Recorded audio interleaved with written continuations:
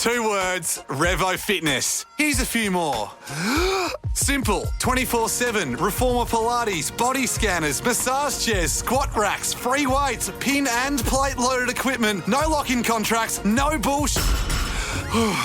All of that and more from just $9.69 a week. That's surprisingly affordable. Join now at Revo Fitness Myre or download the Revo Fitness app. RevoFitness.com.au or find the Revo Fitness app in the App Store.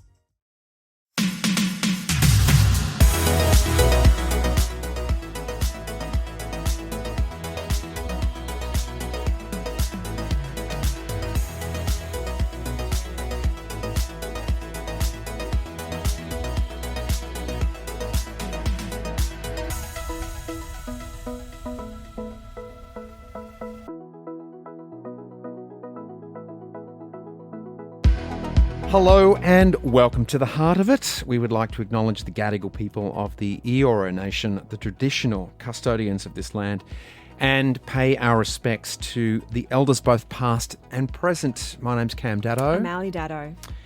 This is fun. Yeah.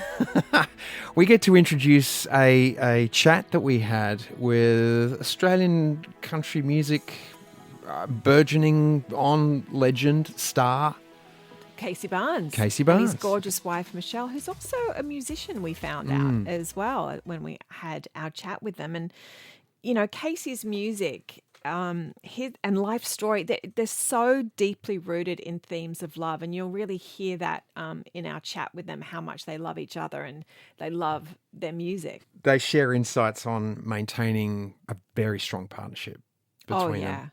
Absolutely. They deal with a lot. They've overcome challenges and blissfully finding hope and peace through music. Yeah.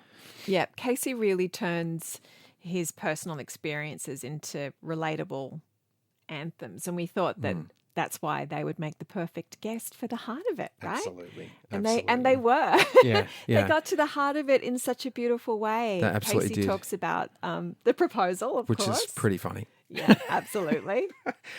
We realise that they've got a shared favourite destination on the northern New South Wales coast.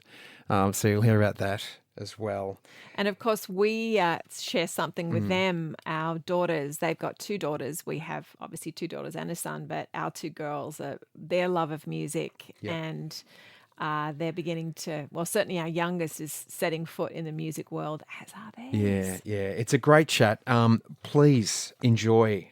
It's a fabulous chat. And we loved it. Yeah. Please welcome Casey and Michelle Barnes. Welcome, Casey and Michelle, to the heart of it. How did you meet? Oh, who's going to tell that one? We met, I used to do a regular Sunday afternoon acoustic gig. That's what I started out doing on the Gold Coast, probably 20 years ago. Okay. And I was playing this little Sunday afternoon gig and Michelle just happened to walk past with a group of friends. And you can take it from there. Oh, that's nice. Okay. When he says a group of friends, he's being very nice. I was actually with my boyfriend at the time, who and his friends as well. But they were just like, "Who is this guy? He is so good." So we went over and started listening to him. And it's actually my boyfriend at the time became Casey's biggest fan. So he would make me go to all of these gigs with him.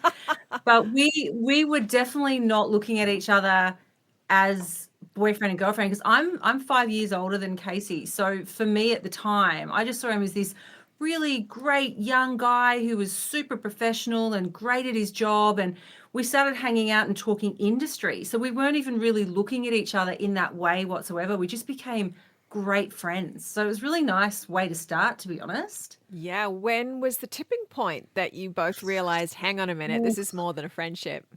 Bridget Jones's Diary. Okay, that'll do it. We went to a movie and we used to play tricks and it was really funny. We'd pretend we were boyfriend and girlfriend and we'd go to these movies and we'd have these little jokes that we'd say at the counter, like, make it look like we're on this really awkward date or something. So he'd be like, so are you going to pay 50%? And I'd be like, oh, okay then, yeah, I guess so. And the person serving us would be just like, oh, this is awkward. And anyway, it was just all a joke. But then we were being silly, and then we're kind of walking back to the car laughing. And then he kind of grabbed my hand, and I was just like, oh.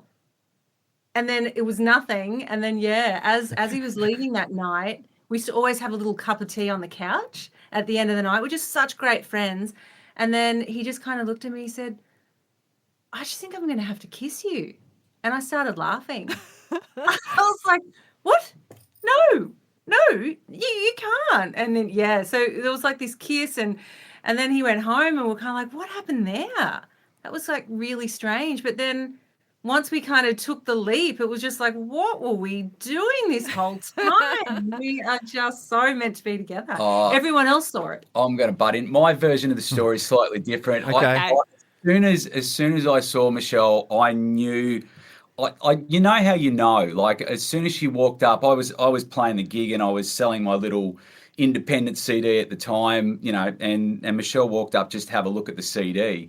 But as soon as she walked over, I knew there was something there. You know, probably not to the scale of where it ended up going, but I just knew that there was something special about her. And I think the fact that we both started out as really good friends was probably the basis of it's the best. Yeah. Because I think when you're dating someone, it's kind of like, oh, I better not say that because they might not like it. Or, I don't really think you're being your true, authentic self in that kind of beginning of your relationship, I guess. But for us, we kind of knew everything about each other, like warts and all. So it was all sort of like, it was a really nice way to sort of start a relationship because there was no pretenses. It was just so authentic and real. Yeah, that's so true. Do you think if you remember back to your first impressions, do you think they were right of each other? Yeah. Absolutely. Yeah, to the point where I think we're both very spiritual people, and I'm a true believer on picking up on energies of people when you meet them, and you can walk into a room and you know how you get that first impression, and I really believe in that and gut feels. And as soon as I met her, I think there was such a deep gut feeling to the point where I think I knew subconsciously that if this does go to the next level, this is it. This is the one. This is the person I'm going to be with for the rest of my life. It's like, and I think we'd both come out of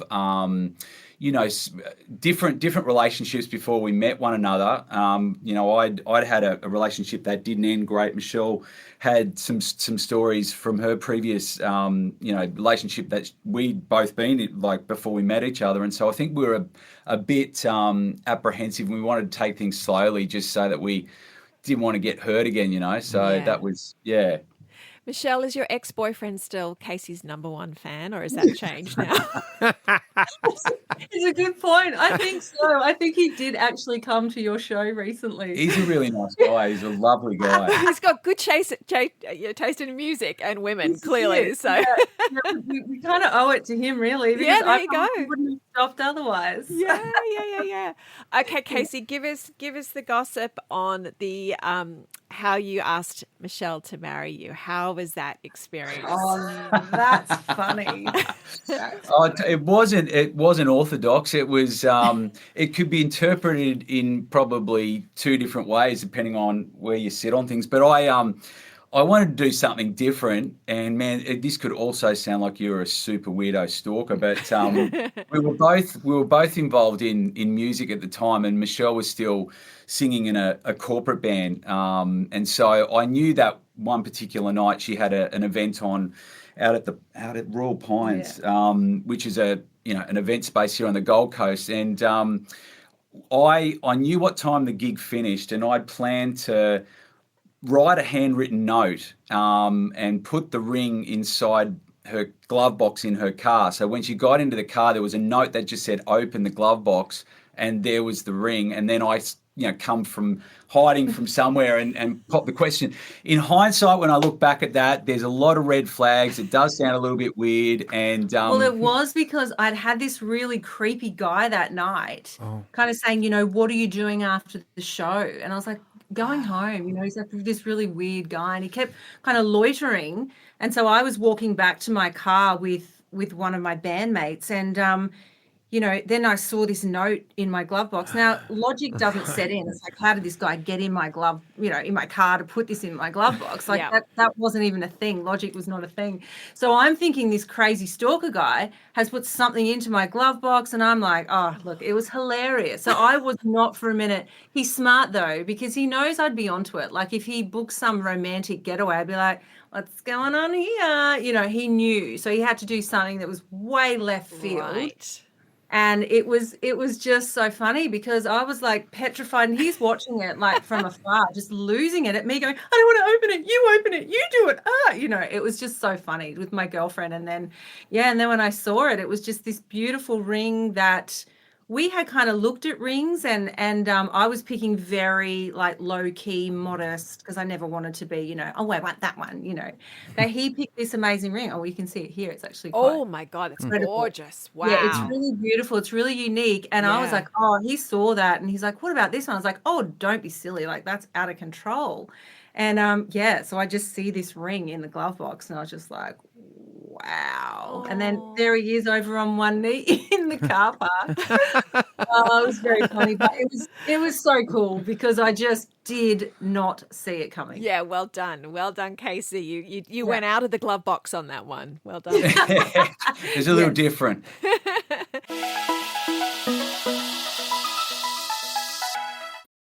2 words, Revo Fitness. Here's a few more. Simple, 24/7, reformer Pilates, body scanners, massage chairs, squat racks, free weights, pin and plate loaded equipment, no lock-in contracts, no bullshit. All of that and more from just $9.69 a week. That's surprisingly affordable. Join now at Revo Fitness Myre or download the Revo Fitness app. RevoFitness.com.au or find the Revo Fitness app in the App Store. Michelle, tell us a little bit about you. As we've said, Casey we know a lot more about, but you actually are a singer, were a singer. You're in the music biz too? Yeah, look, I'm sure you'll be able to relate to this, Ali, in the sense that, you, like I had forged like a career doing, like a lot of stuff in the arts. And then obviously when babies come along, it does have to take somewhat of a backseat. So, once our girls were born, I think that's sort of when your career kind of really started to escalate. So I just think one of us needed to kind of take a step back. And at the time, Casey's career was kind of going further ahead, and me wanting to be home with my babies. Yeah. It was hard though. Like I will say it was really difficult because as much as you are so, so happy to see your partner succeed, it is tough sometimes when you do just have to take that back seat. And as much as you want to be doing it and you wouldn't have it any other way, it is difficult when your career is something that makes you who you are. So it was tough. Yeah, especially seeing as though it's the same career. It's not like Casey was excelling in architecture.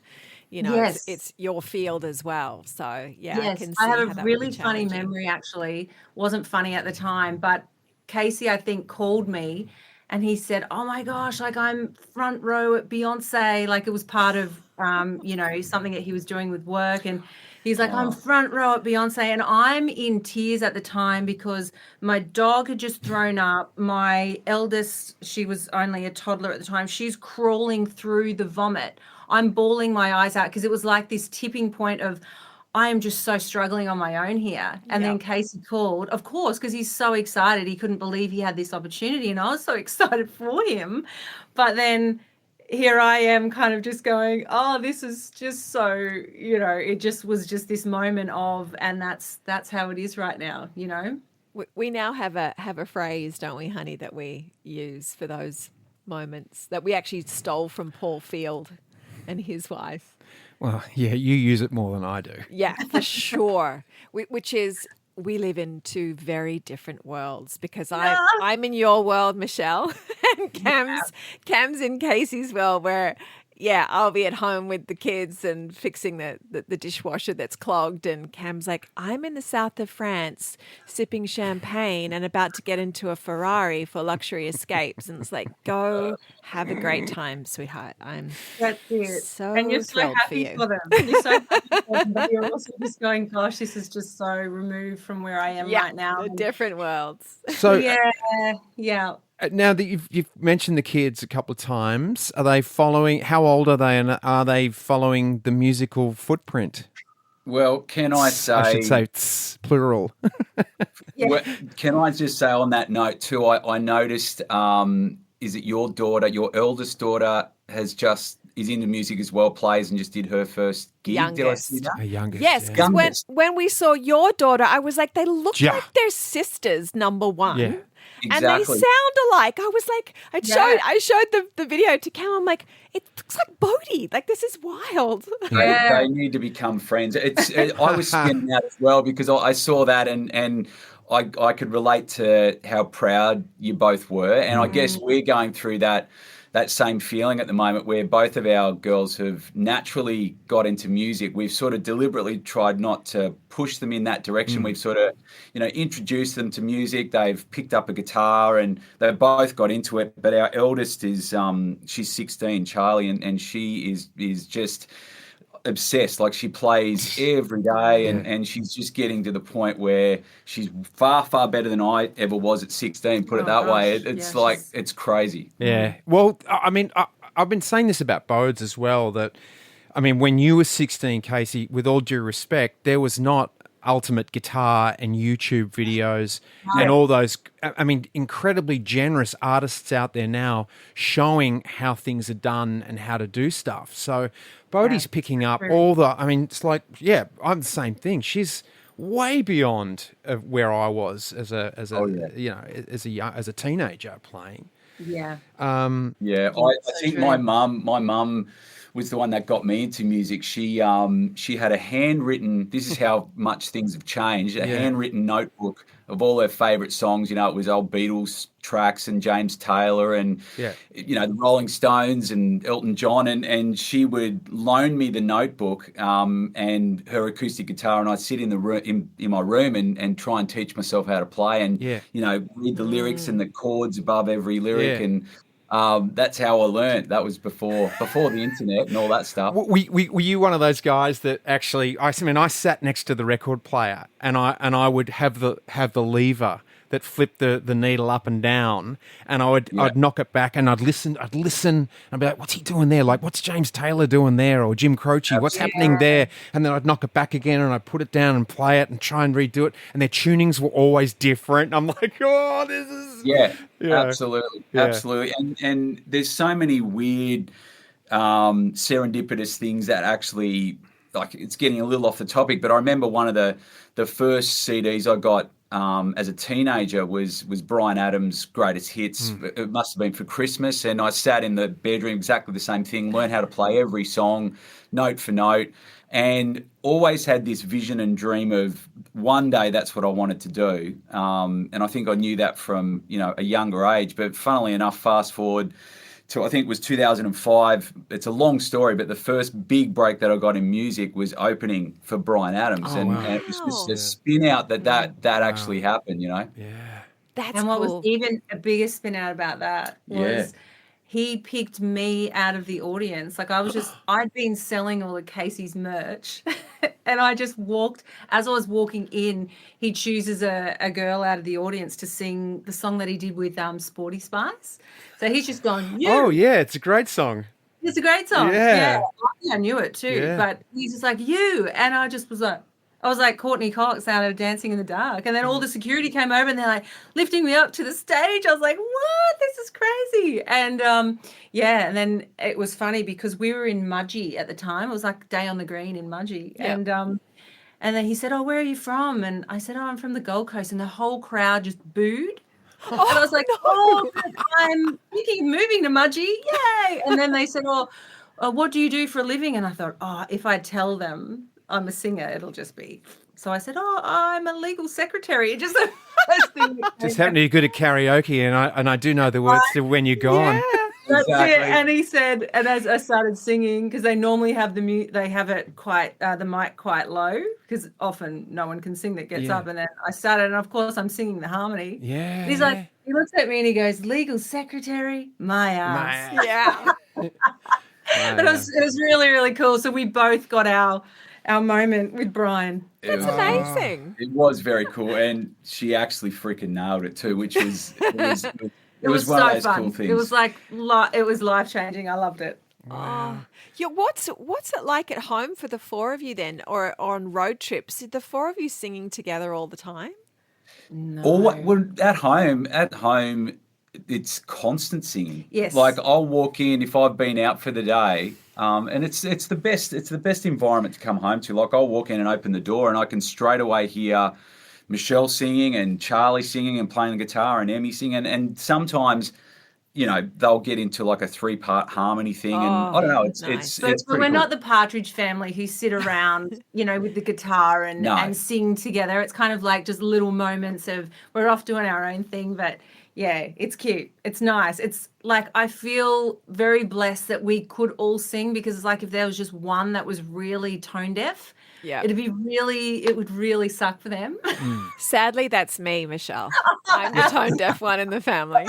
I can dance to the singing, but I cannot sing. I'm just like, I ruin it. She's big the biggest time. fan. I'm the biggest fan. Lotus and Bodhi just start. One of them starts singing something, the other one throw a third harmony over the top of it, and Oh, it's wow. and you know sibling harmonies are Yeah. Beautiful. Makes me insanely cry good. when they sing know- together. Yeah. It makes me cry. It's just like, So oh beautiful. wow. You need to reenact that scene out of is it Step Brothers, where they're in the car Oh. and the family's all doing the harmonies, but and you can get up, Ali, and just say it's All of those hilarious. singing lessons not paying off. Yeah, that would be me. Michelle, this question usually goes to the artist, but I want to ask you this. Michelle, take us into the life of a country music star in Australia.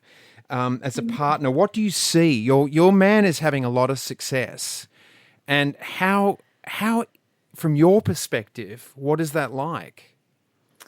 Gosh, you know, it's been hard. It's been really, really hard. I mean, it's not like the US where I think they really get behind their artists. Like for Casey, you know, he was having a career for many, many, many years, and it only really sort of, I would say like 20 years into it is when he was acknowledged as a new talent. So it's been a really long, long journey, and one where, you know, I'm amazed at his tenacity, you know, to just keep going has been remarkable. And I think, you know, I've always been of the opinion with him, you know, it's just like, oh yeah, but if you stop now, this could be the moment, you know, like something might be just around the corner. So I've always kind of really tried to back him in that sense. But yeah, look, it's been really, really hard. But once I think, you know, he became really blessed to become managed by Michael Chugg, who is, I mean, he's just royalty in Australia with music. And I feel like once that happened, I think people really started to go, okay, this guy's behind him. We really need to get behind him. So it's been really wonderful since Chuggy's been on board. But in the daily life of a country artist, I mean, it's just him working so hard. Like, I think people just imagine it as you just, you know, you go and do a gig and it's great and that's all you do kind of thing. But he is on email all day, every day. He's rehearsing. He's, you know, it's a constant slog. He's never clocking off. That's for sure. Casey, you agree with all that? Uh, She got it right? Yeah, well, absolutely. But I think the other thing is, you know, there's absolutely no way that I'd be here doing this and would have kept doing it for so long if it wasn't for Michelle. And there've been, I literally just wrote a song which will hopefully be on my next album, which is literally telling the story of what it's been like, and having the support from Michelle. And it's called "The Woman That You Are," and it sort of touches on many times where I've, had those conversations of, I don't know if I can keep doing this. I don't know if I can keep riding this emotional roller coaster of the highs and the lows and the knockbacks, and then you'll get this, lucky break that'll keep you going, and then there'll be another little setback. But I've been very, very lucky, as Michelle said, since, getting Chuggy on board, which sort of started as a joke in a studio when we were recording one of my previous albums. The boys sort of said, we think this is your best album yet. You really need to get the right team behind you. And who would you, if you had your wish list, who would be at the top of your wish list? And jokingly at the time, I said, well, Michael Chug, he'd be at the top of my list. And we talked about it, and the boys said, well, why don't you flick him an email and send him some of the songs? And it started out as a bit of a joke, and I sent some tracks through to Chuggy, and long story short, here we are now, and it all paid off. But a lot of this is to do with Michelle, and all the time she said, keep going, and she's given me ideas and strategies and things that I should try, and she's just always believed in me and believed in what I'm doing, and maybe seen a bigger picture. And yeah, I'm super grateful, very lucky. Yeah. In those moments of riding the roller coaster and you're on the downward spiral, what did you think that you were going to need to go do? Like, if you were leaving the music industry, were you like, I'm just going to go be a postman, or like, what did you have any other alternative, or this was it? Well, really, this has always been it for me, and I think for any young artist that's looking to get into this as a career, I see a lot of, friends and colleagues that are wanting to get into the music industry, and they've sort of got one foot off the cliff and one foot on, and they haven't made the full jump. And that's probably half of the reason why they're not going to that next level. And I think if you really want to have a crack, you've got to do it. You've just got to step off the ledge and take that risk, and know that maybe it's not going to happen overnight. But I remember sitting down with my mum and dad 20 years ago, and I was still working at Flight Centre at the time as a travel consultant, and doing that in the day, and then doing pub gigs at night time. And then the pub gigs started to take off, and I was finding it hard to balance doing both. And I sat down with mum and dad, and I said, I think I want to give this music thing a crack full time. And both of my parents have always been incredible, and they said, if that's what you want to do, that's what you should do. And you can always go back to Flight Centre if you want to. And thankfully, here we are 20 years later. I've never had to go back. I've been lucky enough to make a living out of it, and things like that. And then other little serendipitous things that have happened. I remember doing a pub gig here on the Gold Coast around the same sort of time, and one of the best bits of advice I got given when I started doing music was, whenever you do a show, no matter how big it is or how small it is, just play the gig with the attitude of, you never know who's sitting there in the crowd listening. And It's such a good piece of advice, and it's always paid off on times when I've least expected it. And this one night I was doing this pub gig, and it might have been, midnight or coming up to 1 o'clock in the morning, and there was a guy that was at the bar, and he was just really, I could tell he was just really enjoying the gig, and he was listening. And he came up to me in one of my breaks, and he said, have you got 5 minutes? I'd love to have a quick chat to you. And he ended up giving me this incredible pep talk and a kick up the backside, and just said, what are you doing wasting your time here on a Tuesday night playing other people's songs? Why are you not writing your own music, and why are you not playing your own shows? And it was just this incredibly perfectly timed chat and kick up the bum. And I said, well, yeah, I do want to do this. And he said, well, what's going to set you apart from everyone else? And I said, well, these are the reasons why I think, I'm better than other people out there doing it. And he said, well, you've got to go out and do it. And as it turns out, his name was Clint Bogan. He was the lead singer of a rock band up in Brisbane called the Butterfly Effect. And he ended up getting on board and being a real motivator at the time. And it was just one of those things where it was exactly what I needed. And just funny things that happen along the journey, Isn't that great? They're kind of like those angels, the guardian angels that just step in and give you that key piece of information or whatever it is that just needs you to push yourself to that next step. Yep.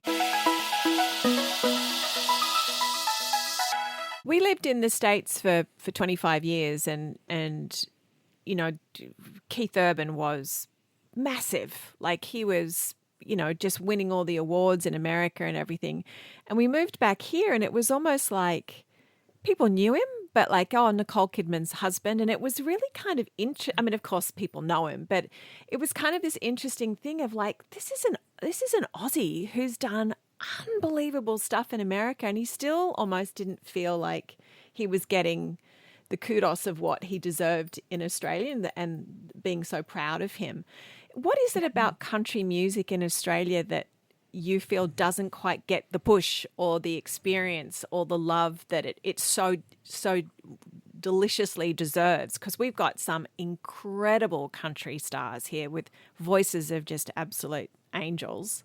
Yeah, it's a good question. I think it's starting to change. I think there's been a huge shift, especially in the last couple of years, where this new generation coming through have actually gone, you know what, country's cool. And it's really exciting to see the shift. And I think it's a combination of a lot of things. I think some of it's to do with commercial radio starting to play a little bit of country music, they are, aren't they? And the listeners going, you know what, these are actually good songs. And I think there was a misconception out there for a lot of years where when you talk to Australians about country music, they thought it was just a specific sound. And like Slim Dusty type country. We love Slim Dusty and you know, we love Lee Kernaghan and there's so many greats that are that have been around for a long, long time. But the beauty of country music that I think Australians are just starting to realise is there's a huge variation in styles of country music, and there's something for everyone. And you know, when you've got the likes of Luke Combs coming out now and filling stadiums and 3 nights in a row.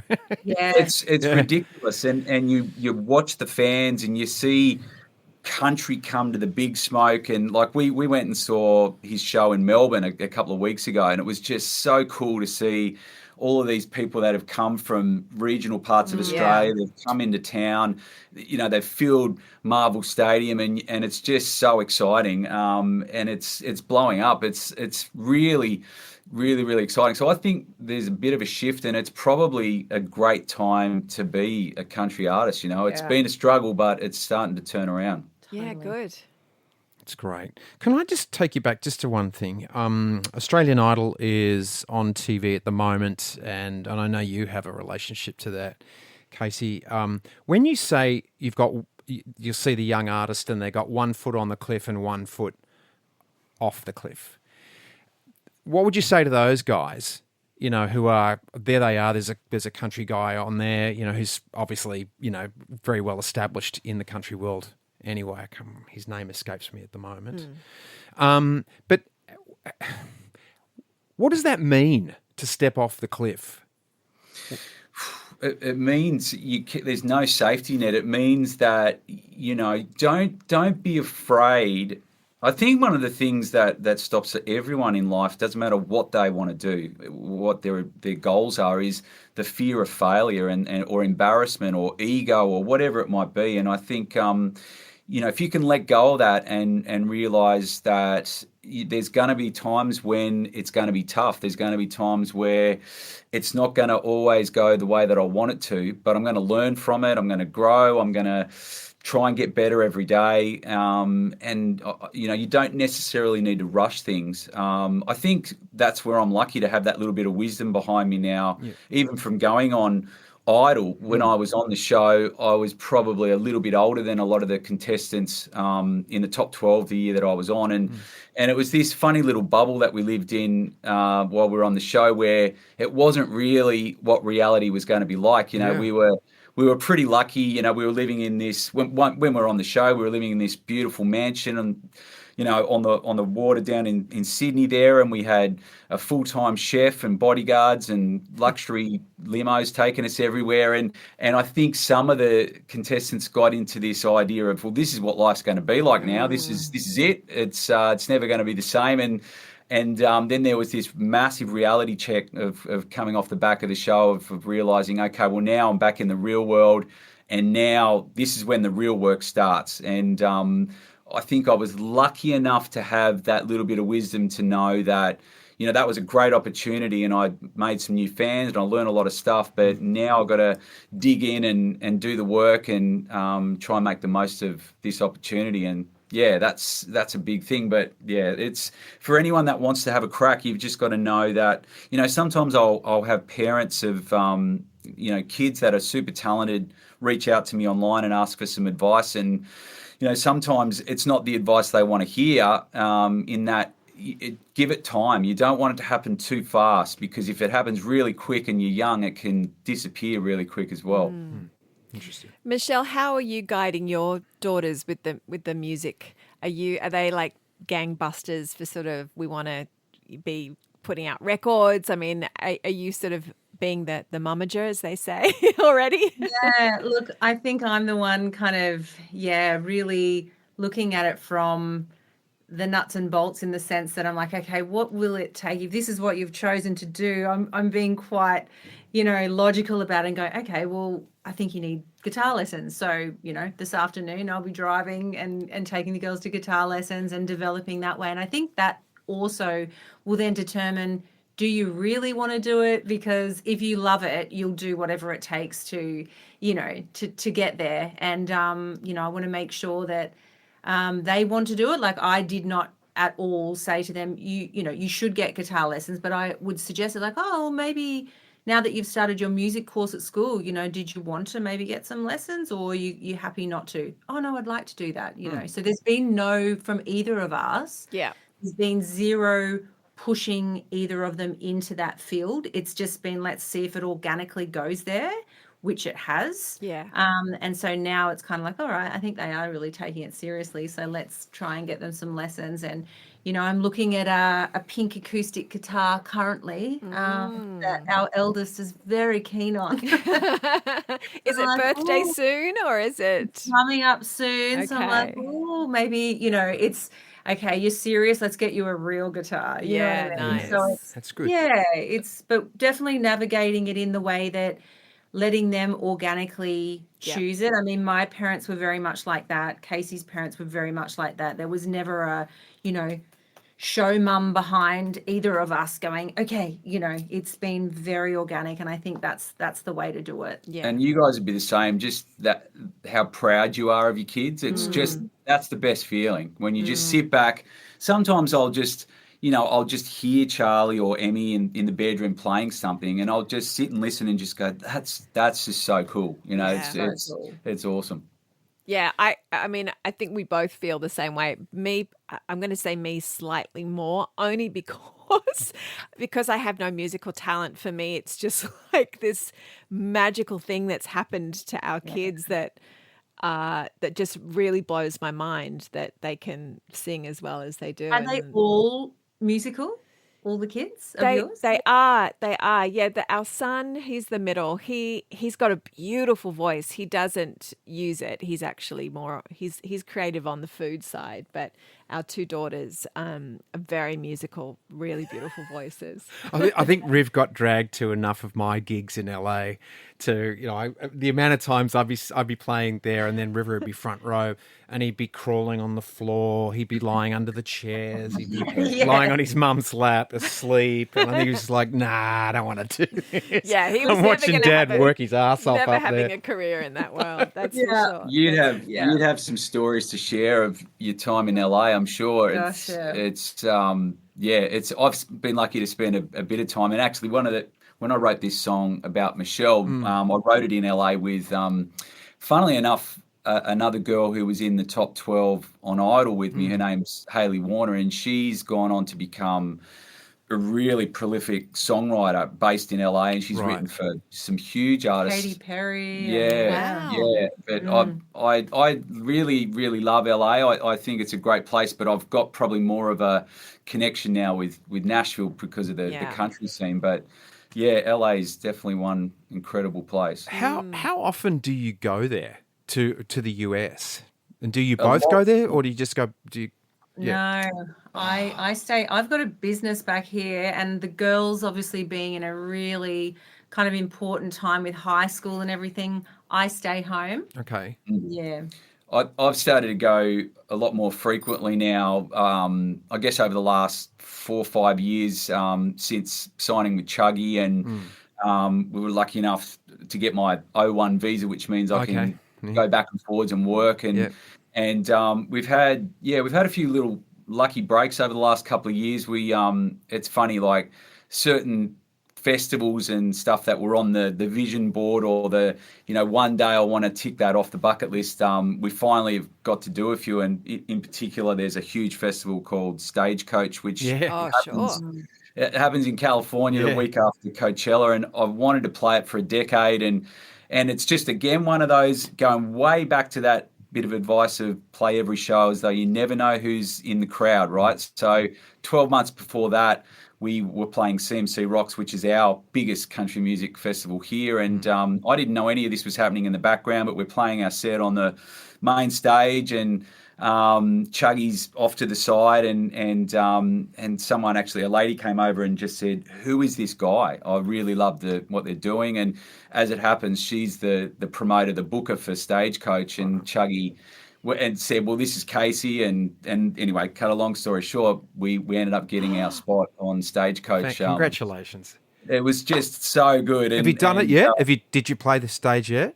We did. Yeah, we got to play main stage. So the only good. Aussie to do that, and it was just a dream come true. It was incredible. I could talk to you for half an hour about all the stories about that, but that's where doors have started to open up, and I'm going back and forwards to Nashville a lot more now too, and starting to make some inroads, and that's the next big goal. Talking about Keith, he's been great. Like I got to meet him on his last tour, and we got to go backstage and have a chat to him, and I couldn't believe he actually knew my name, and he came and gave me a hug, and said, "Congratulations, we just won an ARIA, the first time I'd ever won an ARIA," and he gave me a hug and said congratulations, and gave me some really awesome advice of what to do, and so that's the goal. That is the big goal, hopefully, is to get over there and do more. So with all that travel, how do you guys stay connected?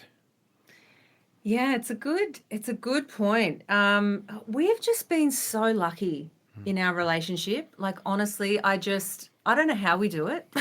I really don't, because, I mean, look, we've definitely had periods where, we've had to sit down and have a chat. There's definitely it's not been all roses, but trust is probably the biggest thing. Yeah. I think when either of us are away from each other, there's never ever a seed of doubt in either of our minds that he might be getting up to mischief, or she might be, or it's always this incredible feeling of trust, and knowing that that's not even ever going to come into the equation. But I think maybe too it is helpful that I lived not to the degree of Casey, but I lived that life myself. Sure. Yeah. And the perception of what you think, like the external world thinks happens on tour, and I'm sure it does. Like, don't get me wrong, there's plenty of artists that do live that kind of life. But if you could see his green room, it's comical. It's comical. It's like cups of tea, and it is not rock and roll in any way, shape, or form. So, and look, I think, as we talked about, having that foundation of a relationship that was just so solid as a friendship, for someone to be able to come in and mess that up, I just wish them luck, because it's, what we've been through together. Yeah.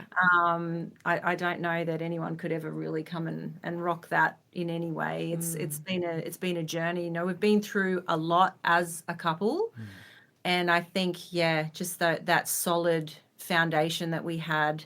But we do try, and our connection, our thing is, every night that we are home together, we sit on the couch, just the two of us, and we have a cup of green tea every night that we are home together, and we talk. Yeah, nice. That's how we keep. It's pretty wild. You are wild and crazy, you rock and rollers. Look at you go. It's pretty rock star. But no, I think the fact that, you do those sort of things, and I'm sure it's the same with you guys. You've just got your own sense of humor as well, and we get one another. We're both stupid, and we both, like to have fun and Send each other memes from Yeah. one end, Oh, end yeah. of the house to the other. not take Yeah. life too seriously. And I think the older we get, the more we start to get what life is all about. And I don't think it's about taking it too seriously. I think it's like taking every day as it comes and going with the flow. And I think that's a really important thing. And yeah, as I said, we're just super lucky that we've got that friendship that we've built everything on. It's really beautiful.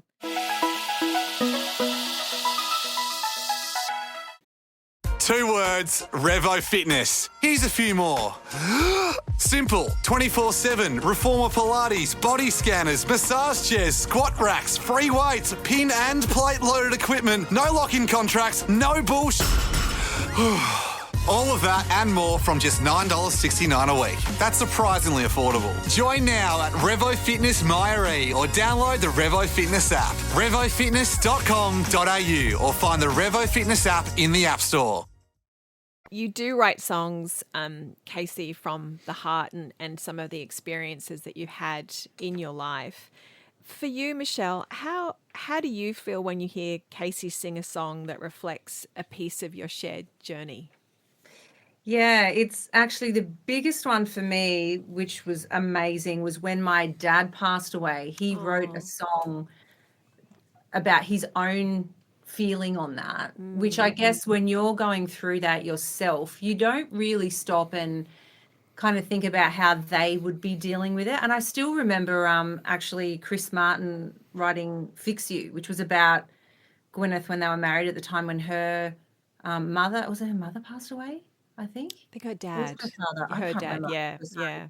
yeah. But him wanting to fix her, but not being able to, and it is a really, like, grief is such a massive, and poor Casey, like, he's had to go through that with me a lot. I've lost a lot of immediate family, and yeah, just for him to be able to pen that from his perspective, and then for me to hear that song was just so amazing. And then, filming the music video down in my hometown, which is Yamba, which I think Cam know Yamba well.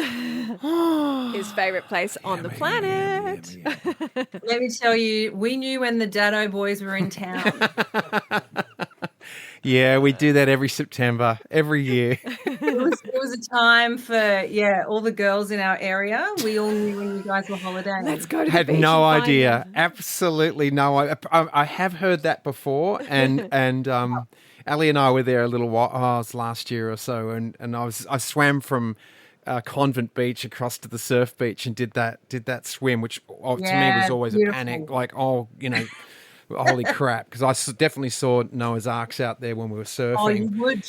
Absolutely. Yeah, but anyway, someone in that swimming group said the same thing, and I'm like, "What?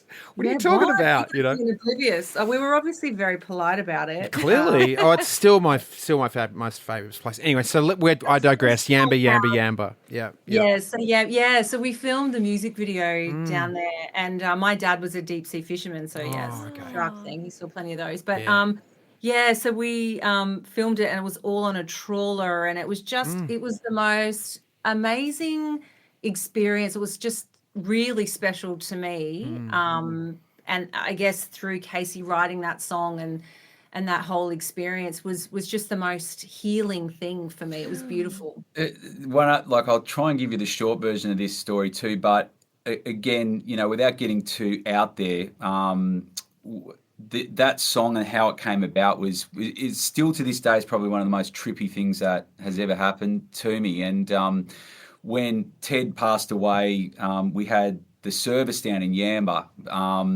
and one of his favourite songs of all time was Desperado by the Eagles. So we organised for a friend who's an incredible pianist to come along, and he came along and sang that song at the service. And shortly after that, I was organised to go down to finish off the album that I was recording at the time, and we sort of talked about, should I go, should I stay? And Michelle said, no, you should go. And then I was in the studio with the boys, and they said, "How do you feel about writing a song, about what you've just been through?" And I just sort of said at the time, "I don't know if I can go there. It's pretty raw."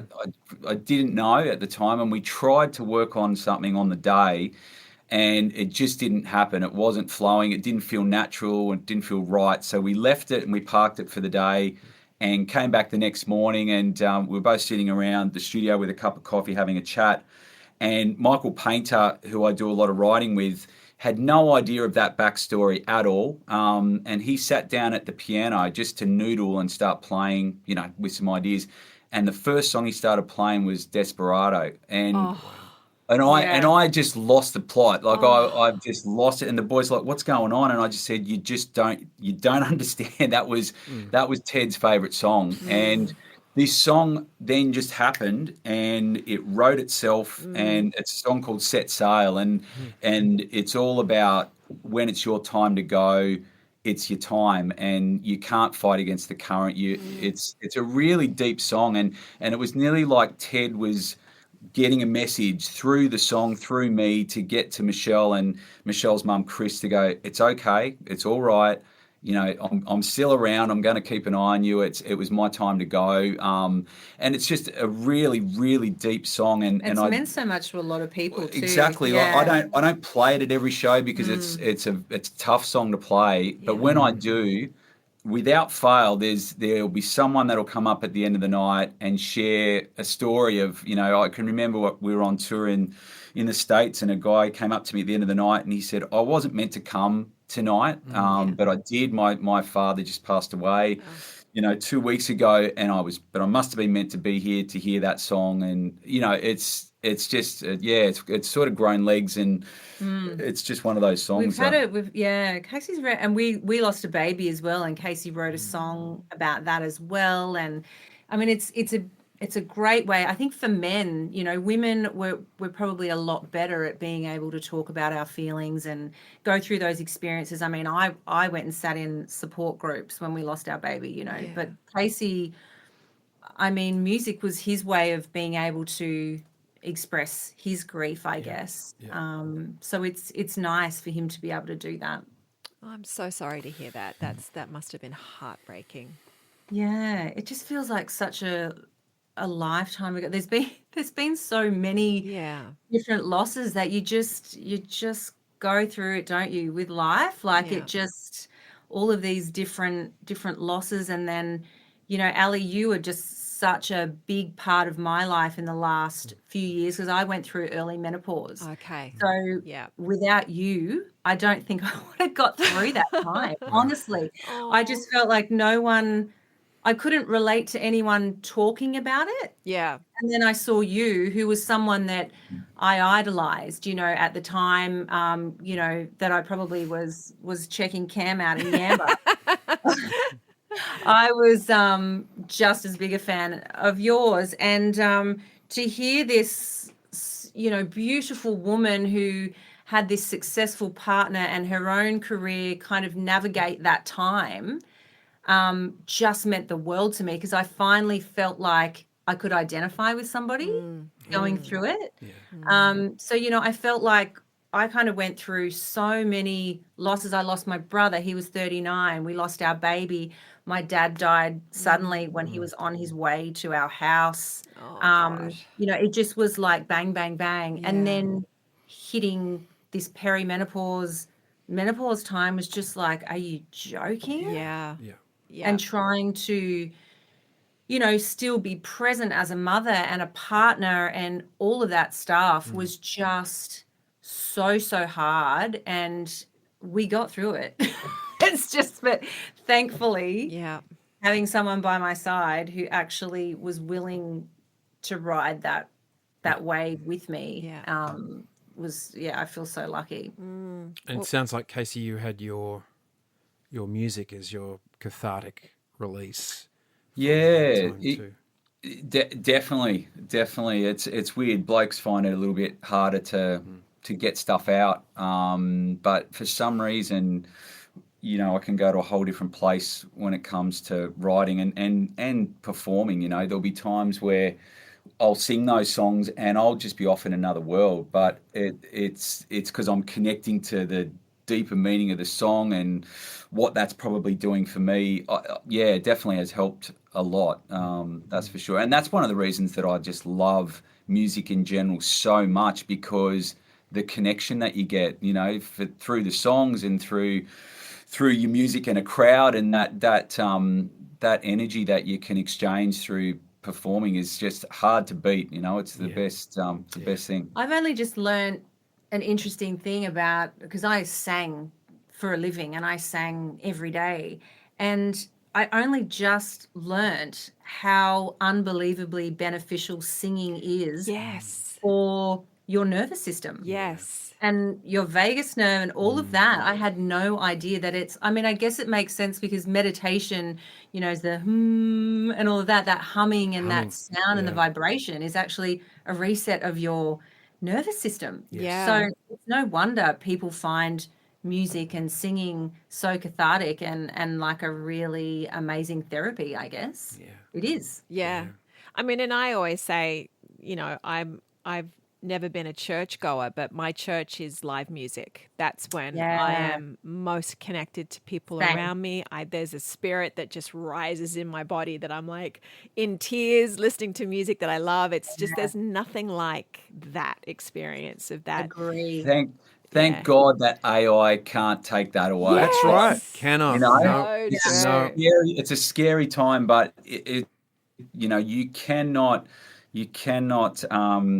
replicate that feeling. I don't think it'll be tough to beat. Yeah. So for Ali, it's Mumford & Sons, Lumineers, and we're coming to see Casey Barnes when he comes to town. You want to get up on the seats, mate. Get Cam up for a song. Yeah, I'll do that. Hey, a question then. You've mentioned challenging times, and I reiterate what Al said. I'm so sorry that you did lose a child. And we all go through our version of different challenges. What advice do you have? Any advice for couples or people that are having their challenges right now? Oh gosh, I think it's just talk to each other. I think that's the biggest mistake everyone makes. You go through your own personal hell, but you don't talk to each other, and I think that's the biggest thing. I mean, some people do find it difficult, but I think that communication is just everything, because you really don't know what each other are really feeling deeply. Yeah. I think it's just so important. And everyone's on different trajectories and timelines of when they're getting through stuff. Like, that's one of the things, that you do learn is that, when it comes to grief, especially when you lose a family member, for Michelle, that doesn't go away. It's not like you just click your fingers and go, well, hang on, shake that off now. Let's get back into life. It's always going to be there. So I guess you just need to roll with the punches and have, as much compassion as you can. And also, nobody's perfect. And I can look back on different times, like when Michelle lost her brother, which was the first big loss we had. There were times in that where I wished I could have handled it a little bit better. Well, you'd never experienced loss before, so that's the thing. It's very difficult to know how to help somebody if you've never experienced it, and until you have, you really don't know the enormity of what that person is going through. So you can't beat yourself up over that because you didn't really know. And it wasn't until probably my dad passed away, because Casey had a very close relationship with my dad, and when we lost a baby, he was equally connected, grieving, that's where he really felt that enormity of loss. And man, we could get so deep into this. It's really interesting. Like I'm in a unique situation too. I grew up with a parent who I'm very, very close to my mum, but she suffers from mental illness, and so she's had bipolar since I was a baby. Right. And there's been a lot. That's a massive can of worms to open there, and there's been a lot of stuff that I've gone through growing up, where I've had to learn coping mechanisms of how to deal with that, and Sure. times where my mum's just gone. It's not the person that I know, and I've had to build up this.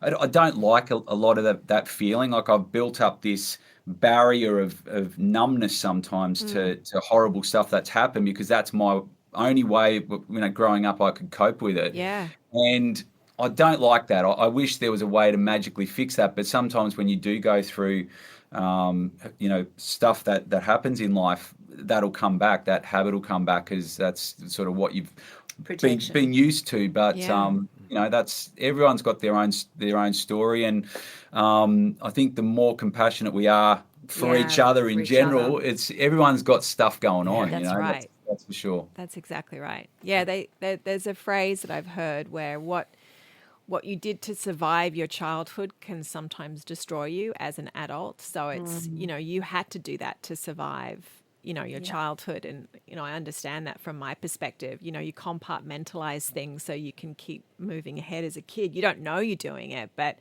come to an adult and I'm like, whoa, why am I having this experience and being so triggered by that? It's like, I know where that came from, what you had to deal with. So, yeah. It's funny with my mum, I was literally only talking to her on the phone yesterday, and even though we've gone through some horrific stuff over the journey, and it's been tough, but I could not love my mum anymore, and we've got a super, super close relationship.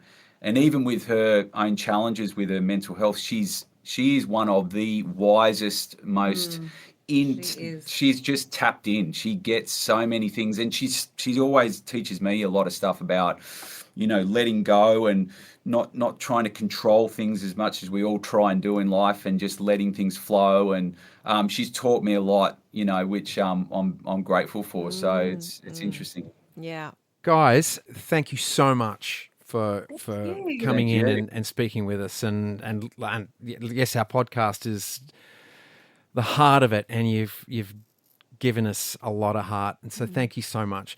We would ask one thing before we go. We have a rapid fire heartbeat. We put the pulse on you. So we've got a couple of questions. Just keep your answers short. How about that? Yeah. I'm going to ask you both the same question. You both answer the same question. You go first. All right. What brings you joy? Music, family. Exactly the same. Okay. One time you'd like to revisit? I would like to redo when your brother passed away. I'd love to redo that. The immediate thing that came to my mind was the moment I saw both of our babies' faces for the first time. Yeah, I'm with you. Yes. That will never, ever, I don't know, anything can ever top it. Yeah. Yep, I hear that. Yeah. What do you miss when you're not together? Oh, cups of tea on the couch. Green tea on the couch. Yes, totally. The little things, just our sense of humour and banter. Yeah. One word to describe each other. Powerful. Everything. So gorgeous. I love that. I love that question and what the responses that Oh, we've had. It's so amazing. It was not rapid. It was like really, we had to think about that. Yeah, So- okay. Yep, Okay. yep. Thank you both so much. We actually had so many more questions for you. We could have spoken to you for another hour. You've really been open and vulnerable with us. So thank you so much for your wisdom and for your love and just sharing who the both of you are with us. Thank you. Thank you so much for having us. Yeah, Thanks, and I just wanted to say also add something. Michelle, thank you for reminding me of Yamba. Yes. Because Need to book a holiday. it is a joyous place for me. And one of the memories, I guess this would be tied up with your dad, one of the great, most peaceful memories and best things for me to do in Yamba is to sit on the cliff on Ocean Street and watch the trawlers come in at sunrise. Yeah. Probably one of them was Michelle's dad. Maybe. Back in the day. Yes. Watching all those trawlers line up and in they come, and same when they go out through the wall in the It's late special, afternoon. isn't it? It sure is. Yeah. It's unique. Yeah. It's just great. So thank you. Thank you so much, guys. Thank you. Two words, Revo Fitness. Here's a few more. Simple, 24/7, reformer Pilates, body scanners, massage chairs, squat racks, free weights, pin and plate loaded equipment, no lock-in contracts, no bullshit. All of that and more from just $9.69 a week. That's surprisingly affordable. Join now at Revo Fitness Myre or download the Revo Fitness app. RevoFitness.com.au or find the Revo Fitness app in the App Store.